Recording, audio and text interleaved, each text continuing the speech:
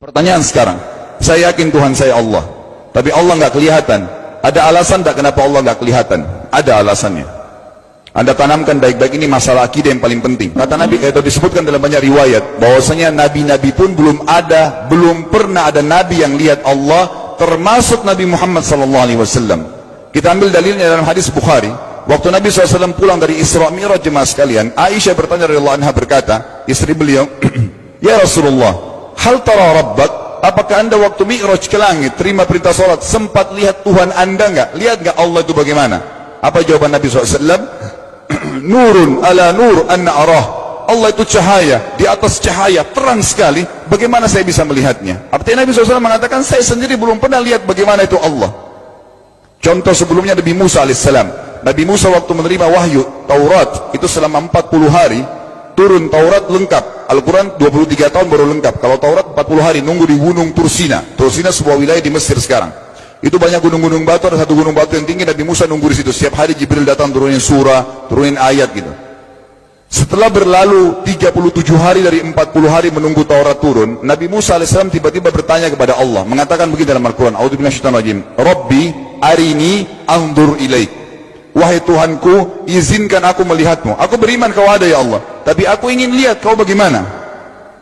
Allah menjawab, tidak mau mengecewakan Nabi Musa. Sebagai manusia Allah mengatakan, lan tarani. Perlu anda tahu dalam bahasa Arab jemaah sekalian ada 3 kosakata la, tidak yang berarti tidak. Ada la biasa artinya tidak, ada lam dengan mim, lam artinya tidak pernah, ada lam dengan nun, lan artinya tidak akan pernah. Allah mengatakan apa? Lan tarani, kau tidak akan mampu melihat wahai Musa. Tapi Allah nggak mau kecewain Musa. Ternyata Musa selama 37 hari jemaah sekalian kagum-kagum melihat gunung-gunung batu di situ.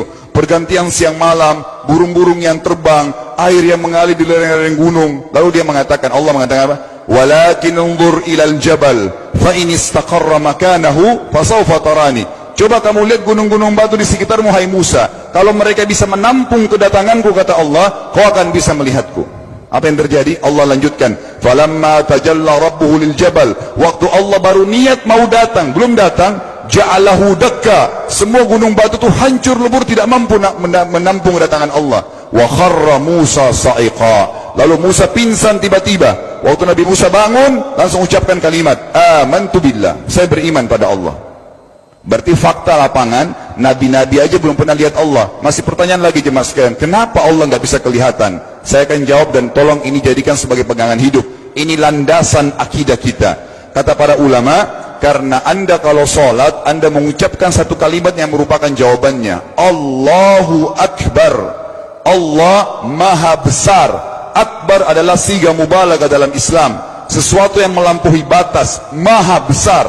Kita terangkan. Kata Nabi SAW, perumpamaan bumi yang kalian tinggali ini dibanding dengan langit pertama di atas kepala kalian, ada 7 lapis langit. Allah mengatakan, sab'an shidada, 7 lapis langit yang kokoh. Alladzi khalaqa sab'a samawatin tibaqa, yang menciptakan langit tibaqa bersusun, 1, 2, 3, 4, 5, 6, 7. Allah di atas langit ke-7. Kata Nabi SAW, perumpamaan bumi yang kalian tinggalin dibanding dengan langit pertama di atas kepala kalian, ibaratnya seperti cincin yang dibuang di padang pasir. Jadi kita tidak akan pernah bisa melihat ujungnya langit karena kita sangat kecil, dan ini terbukti secara fakta. Apakah anda sudah tahu bahwasanya miliaran bintang-bintang yang ada di atas kepala anda yang jaraknya sekian miliar tahun dari bumi, dan sekian miliar tahun lebih besar daripada bumi, sekian miliar kali lebih besar daripada bumi, itu semua berada di bawah langit pertama. Manusia tidak akan pernah bisa memegang langit ini dengan telapak tangannya, karena dari sini saja ke Pluto jaraknya 270 tahun. Nggak bakal bisa ada astronot dikirim kena mati di tengah jalan. Jaraknya jauh sekali bintang-bintang, dan semua berada di bawah langit pertama.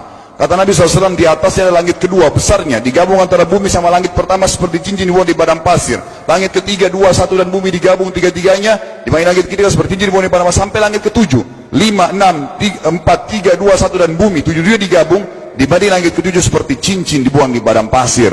Dan langit yang luas ini jemaah sekalian dipenuhi dengan makhluk Allah yang lain namanya malaikat. Dalam hadis Bukhari kata Nabi SAW, waktu saya sedang dimi'rajkan ke langit, tidak ada 4 jari pun ukuran di langit yang luas itu, kecuali saya temukan malaikat yang sedang ruku atau sujud, penuh dengan jumlah mereka. Anda tahu malaikat itu ada namanya nama kelompok, seperti Raqib, itu kelompok. Di bawah Raqib banyak miliaran malaikat, di bawah Atid miliaran malaikat. Sama dengan Munkar Nakir, ada memang nama kelompok. Makanya kalau manusia 5 miliar, rakib atidnya 10 miliar. Rakib atidnya 10 miliar. Lalu kata Nabi SAW, di atas langit ketujuh ada Sidratil Muntaha. Besarnya digabung antara 7 lapis langit dan bumi. 88 hanya seperti cincin di bawah di padang pasir. Di atas Sidratil Muntaha ada sebuah lautan yang Allah ciptakan. Lautan itu besarnya digabung antara Sidratil Muntaha, 7 lapis langit dan bumi. 88, 99-nya seperti cincin dibuang di padang pasir. Makanya kalau anda baca Quran, anda baca ayat wa kana arsyu alal ma', singgasana Allah di atas air. Ini maknanya, air adalah ada lautan. Lalu kata Nabi SAW, arsy-nya Allah di atas lautan itu singgasananya Allah. Besarnya digabung antara lautan, Sidratul Muntaha, 7 lapis langit dan bumi. 10-10-nya hanya seperti cincin dibuang di padang pasir. Anda sudah hafal ayat kursi? Apa artinya? Ayat tanda-tanda kebesaran Allah. Kursi itu artinya bukan tempat duduk, tapi tempat pijakan kaki raja di singgasana. Kalau raja inginnya singgasananya dipijakan kaki, itu namanya kursi. Kita baca apa?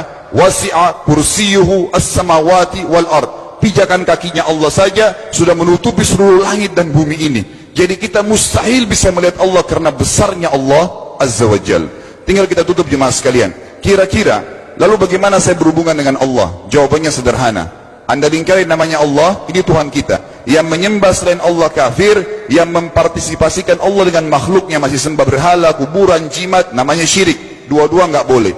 Untuk berhubungan dengan Allah yang tidak kelihatan dengan mata kita ini, tapi kita bisa rasakan keberadaannya, cuman satu cara. Di bawahnya lingkarin ibadah, sholat, puasa, zakat, haji, takziah, ziarah kubur, semua ini adalah rangkaian ibadah untuk berhubungan dengan Allah. Semua ibadah ini jemaah sekalian harus seperti yang Allah mau, bukan yang Anda mau. Ini penting. Karena kalau tidak seperti yang Allah mau, Allah tidak terima. Bagaimana caranya supaya bisa seperti yang Allah mau? Ikuti buku pedomannya. Ada Al-Quran, ada Sunnah. Yang beribadah keluar dari dua pedoman wahyu ini tidak akan diterima oleh Allah. Seperti Anda kalau kerja di perusahaan, pimpinan perusahaan kasih peraturan, Senin pakai baju kuning, Selasa baju hijau, Rabu pakai baju hitam. Datang jam 7, keluar jam 5 sore. Ternyata Anda tidak. Hari Senin Anda pakai baju yang hari Rabu, datangnya jam 9, keluar jam 2 siang, dikeluarkan oleh pimpinan atasannya. Itu baru peraturan manusia. Bagaimana dengan peraturan Allah Azza wa Jal?